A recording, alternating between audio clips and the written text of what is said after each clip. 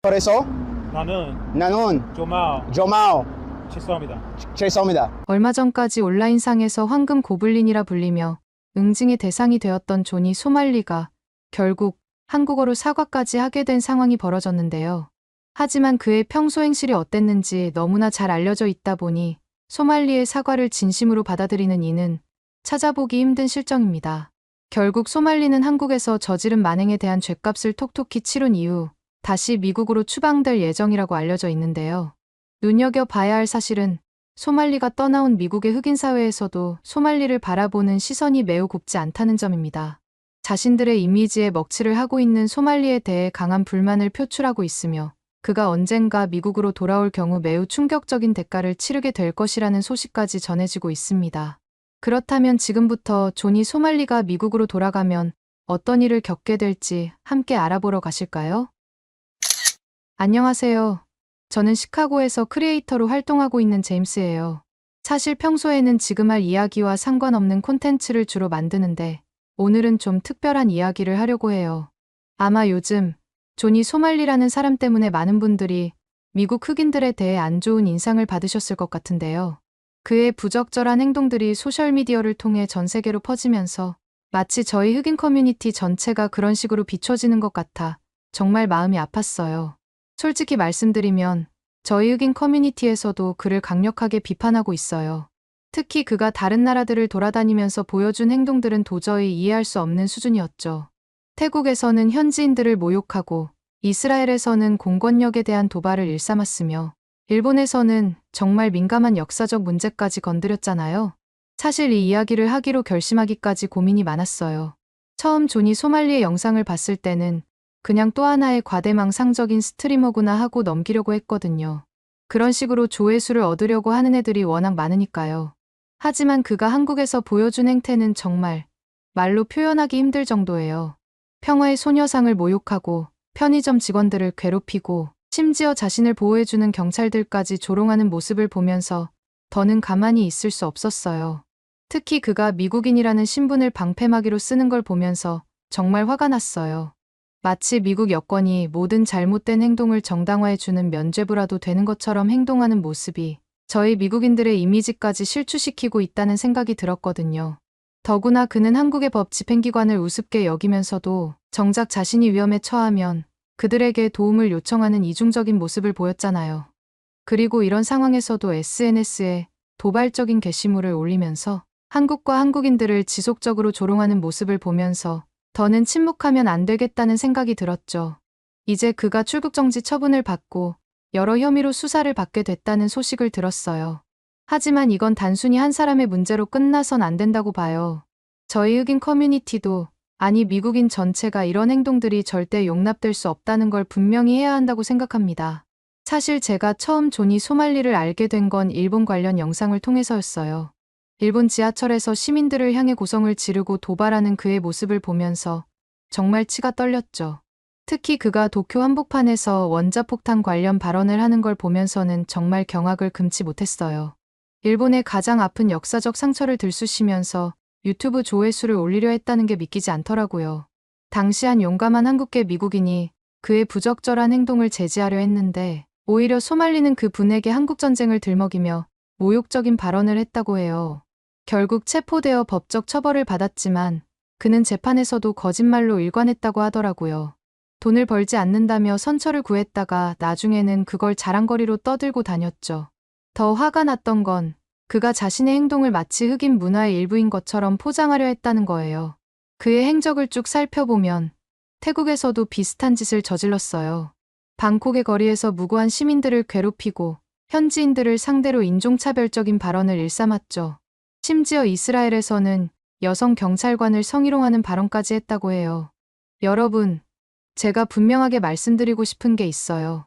조니 소말리는 절대로 저희 흑인 커뮤니티를 대표하지 않아요.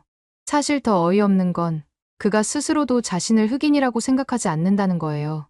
그의 방송을 자세히 보신 분들은 아시겠지만 그는 오히려 미국 흑인들을 비하하는 발언들을 자주 해왔어요. 특히 그는 방송에서 아프리카계 미국인들과 아프리카 출신을 구분지으며 저희 흑인들을 향해 정말 끔찍한 편견들을 퍼뜨렸어요. 미국에서 수백 년간 살아온 흑인들을 비하하면서 마치 자신이 그들과는 다른 존재인 것처럼 굴었죠. 이런 그의 행동은 저희 흑인 커뮤니티 내에서도 큰 분노를 사고 있어요. 심지어 소말리아계 커뮤니티에서도 그와 선을 긋고 있다고 들었어요. 저는 이런 그의 행태가 특히 위험하다고 봐요. 단순히 한 사람의 무지한 행동이 아니라 의도적으로 인종 간의 갈등을 부추기고 있거든요.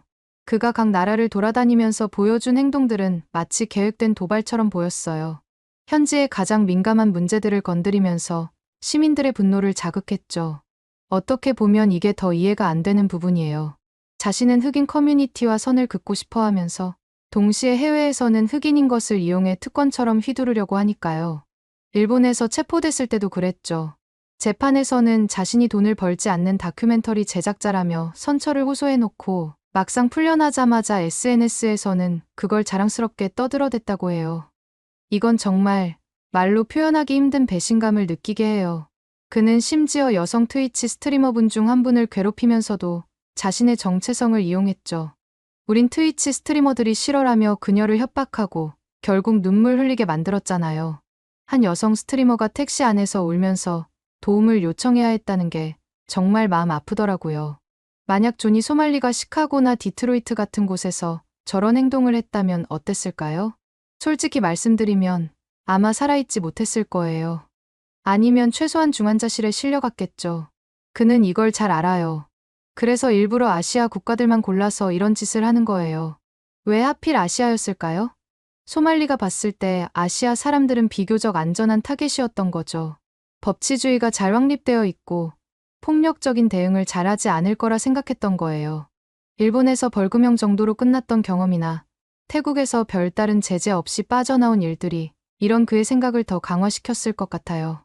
특히 일본에서의 경험은 그를 더 대담하게 만들었죠. 도쿄 한복판에서 그런 말도 안 되는 무례한 행동을 해도 고작 18만 원 정도의 벌금형을 받았으니까요. 게다가 그 벌금조차 제대로 내지 않고 도망쳤다고 하더라고요. 솔직히 말하면 그는 아시아인들의 관용을 악용한 거예요. 태국에서는 더 심했어요. 방콕이랑 파타야에서 일부러 현지인들을 자극하면서 3대1로 싸워도 상관없다고 했다면서요. 이스라엘에서도 시위대 한복판에서 경찰을 조롱했지만 결국 가벼운 처벌만 받고 풀려났죠. 이런 경험들이 쌓이면서 그는 자신이 아시아에서는 무슨 짓을 해도 큰 처벌을 받지 않을 거라고 착각한 것 같아요. 근데 이번에 한국은 정말 다르더라고요. 처음 한국 관련 뉴스를 접했을 때 저는 솔직히 좀 걱정했어요. 그가 한국에서도 또다시 무분별한 행동을 저지르고 빠져나갈까 하는 우려가 컸죠. 편의점 직원들을 괴롭히고 행인들에게 시비를 걸고 공권력을 조롱하는 모습을 보면서 정말 걱정이 됐어요. 하지만 한국인들의 대응은 제 예상을 완전히 뒤엎었어요. 한국인들은 존이 소말리의 도발에 즉각적으로 반응했어요.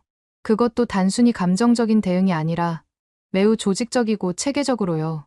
마치 전 국민이 하나의 수사대가 된 것처럼 움직이더라고요.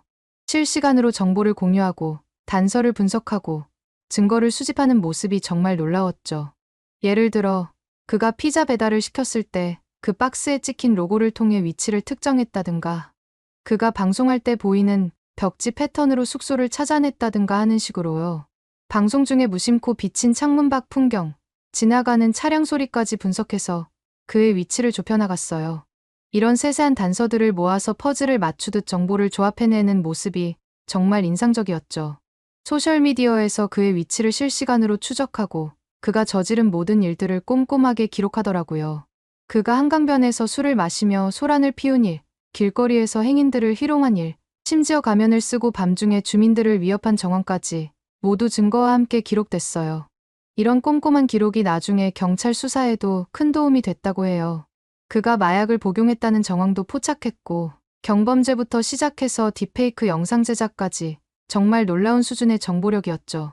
특히 그가 중국산 AI 앱을 사용해서 여성 유튜버의 얼굴을 합성한 사실을 밝혀낸 건 정말 대단했어요. 앱의 워터마크를 발견하고 원본 영상까지 찾아내서 비교 분석하는 과정이 마치 전문 수사관들의 작업 같았죠.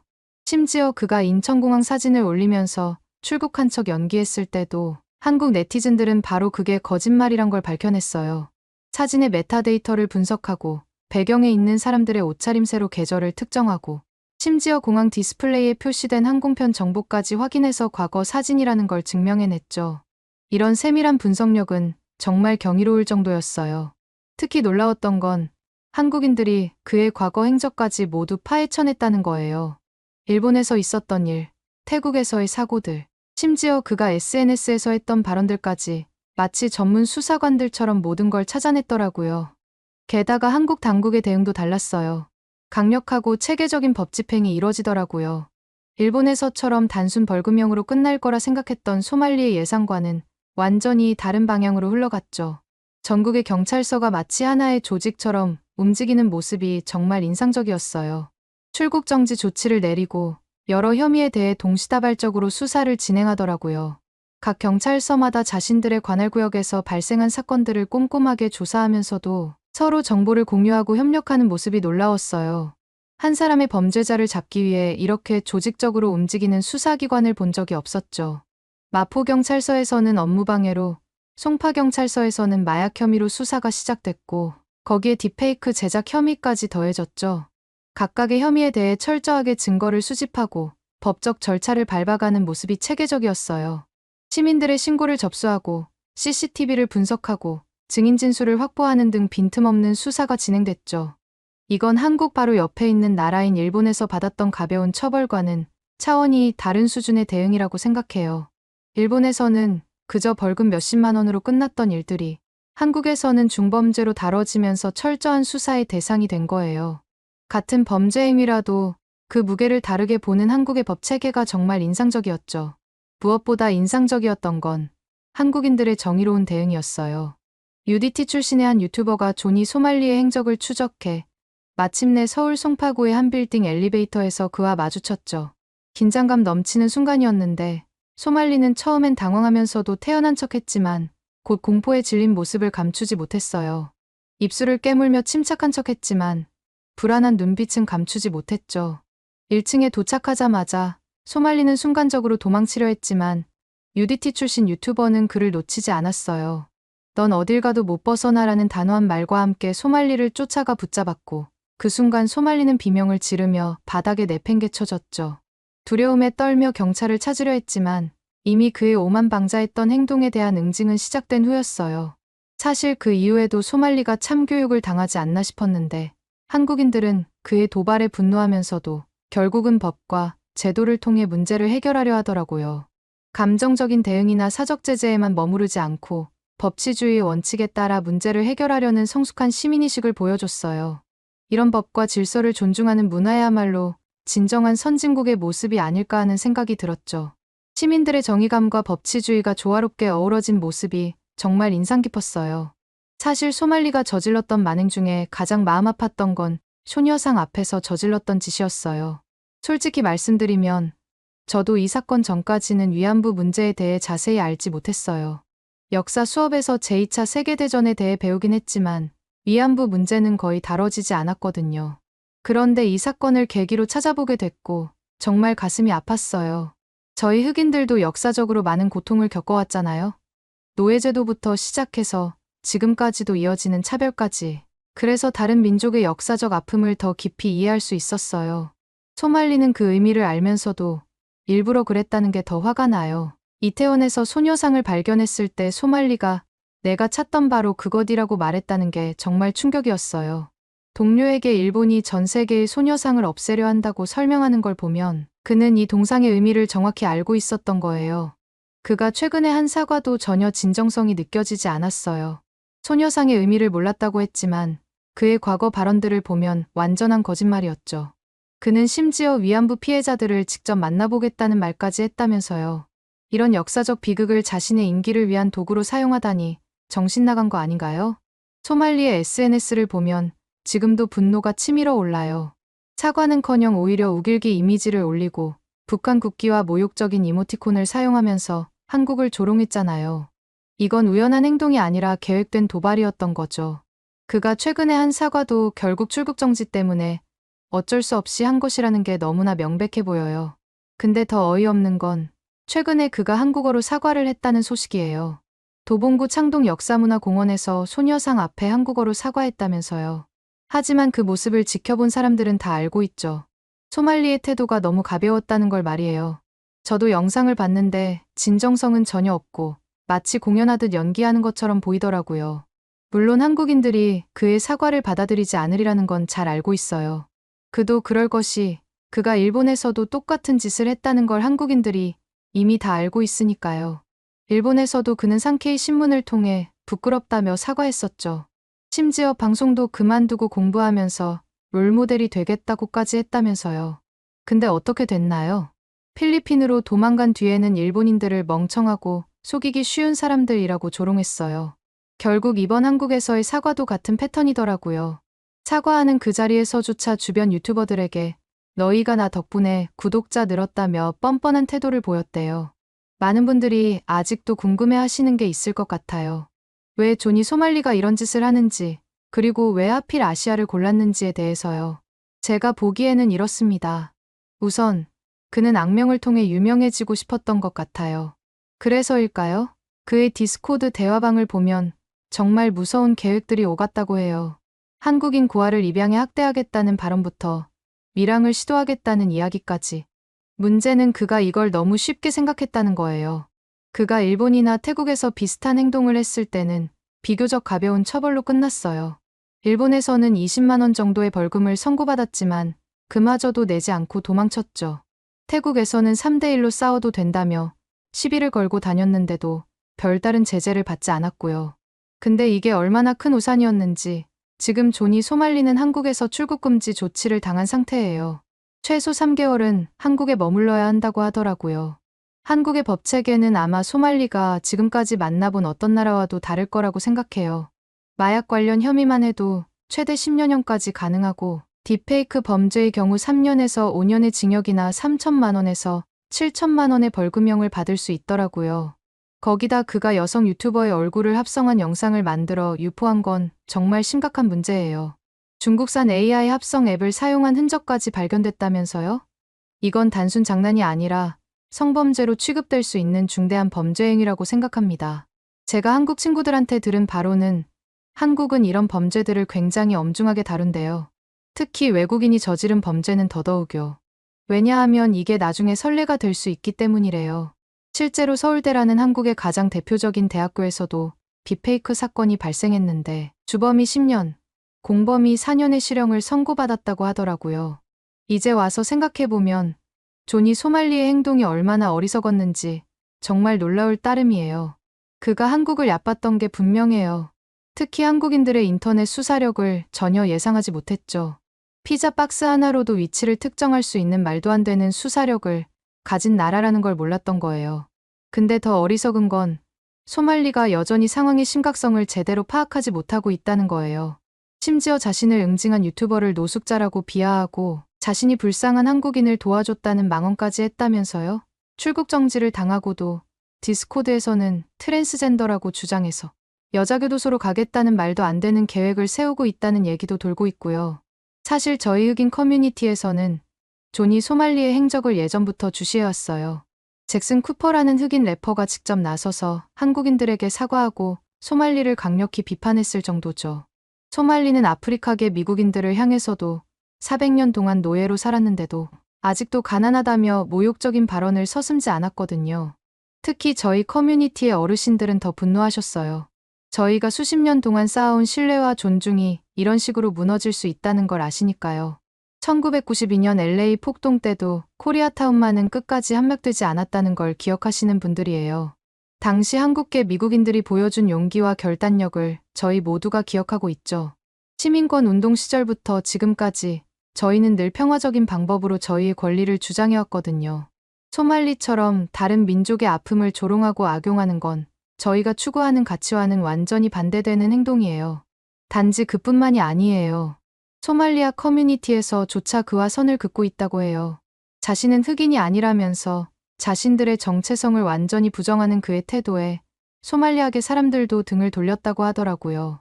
그런 사람이 해외에 나가서는 흑인인 걸 이용해서 특권인 양 휘두르고 있으니 말도 안 나오네요. 제가 정말 걱정했던 건 그가 한국에서 인종차별을 당했다고 주장하면서 피해자인 척 할까 봐였어요.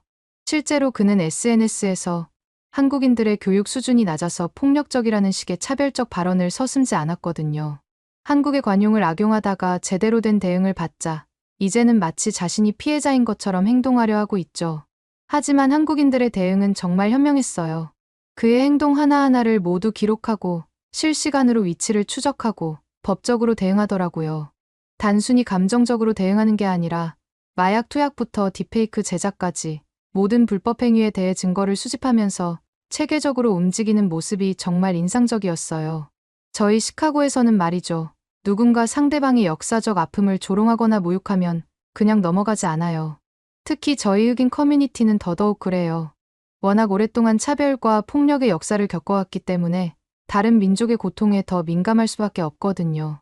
한국인들이 소말리의 행동에 강력하게 대응하는 걸 보면서 어쩌면 저희와 비슷한 가치관을 가진 분들이구나 하는 생각이 들었어요. 특히 한국 네티즌들이 보여준 단결력과 정보력은 정말 놀라웠어요. 그들은 소말리가 한 나라의 존엄성을 훼손하려 할 때 결코 가만히 있지 않겠다는 걸 전 세계에 보여줬죠. 현재 조니 소말리는 한국에서 여러 가지 법적 문제에 직면해 있어요. 마포경찰서에서는 업무방해로, 송파경찰서에서는 마약 혐의로 수사를 받고 있는 걸로 알고 있습니다. 하지만 그게 전부가 아니에요. 만약 그가 그럴 리는 없겠지만 한국에서의 일을 어떻게든 빠져나와서 미국으로 돌아온다고 해도 여기서도 쉽지 않을 테니까요. 최근 미국에서도 딥페이크 책임 법안이 통과됐다고 하더라고요. 게다가 한국보다 처벌 수위가 더 높을 수 있대요. 얼마 전에는 구독자 1610만 명을 보유한 유튜버 펭귄즈가 소말리를 가장 싫어하는 스트리머라고 지칭하면서 그의 악행을 낱낱이 파헤치는 영상을 올렸어요. 이 영상은 3시간 만에 조회수 100만을 돌파했고 수천 개의 댓글이 달렸죠. 미국인들은 한국의 참교육을 응원하면서 모든 미국인을 대표해 한국에 감사하다는 반응을 보였어요. 사실 저도 이 영상을 보고 더 자세히 찾아보게 됐어요. 놀라운 건 소말리의 부적절한 행동이 오히려 전 세계 사람들에게 위안부 문제의 역사적 중요성을 알리는 계기가 됐다는 거예요. 이제는 한국에 방문하는 많은 사람들이 소녀상을 찾아 헌화하고 SNS에 관련 내용을 공유하면서 한국의 아픈 역사에 공감하고 있죠. 그래서 저는 결심했어요. 나중에 한국에 갈 기회가 생기면 꼭 그 소녀상을 찾아가서 참배하고 싶어요. 저희 흑인 커뮤니티를 대표해서 소말리가 저지른 일에 대해 사과하고 싶어요. 특히 그가 아프리카계 미국인들을 비하하면서 저지른 행동들이 결코 저희의 가치관이나 신념을 대표하지 않는다는 걸 전하고 싶어요. 물론 제가 그의 잘못을 덮을 순 없겠지만 적어도 저희 모두가 그의 행동을 지지하지 않는다는 걸 보여주고 싶어요. 역사적 고통을 겪어온 저희이기에 다른 민족의 상처를 더 잘 이해할 수 있으니까요. 그래서 그러는데 평화의 소녀상의 위치가 어디인지 알려주실 수 있을까요? 오늘의 사연은 어떠셨나요? 오늘의 사연이 마음에 드셨다면 좋아요만 한번 눌러주세요. 1초밖에 안 걸리지만 좋아요를 한번 눌러주시면 더 좋은 사연을 소개해드리는데 큰 힘이 된답니다. 긴 영상 시청해주셔서 감사합니다. 오늘도 행복한 하루 보내세요.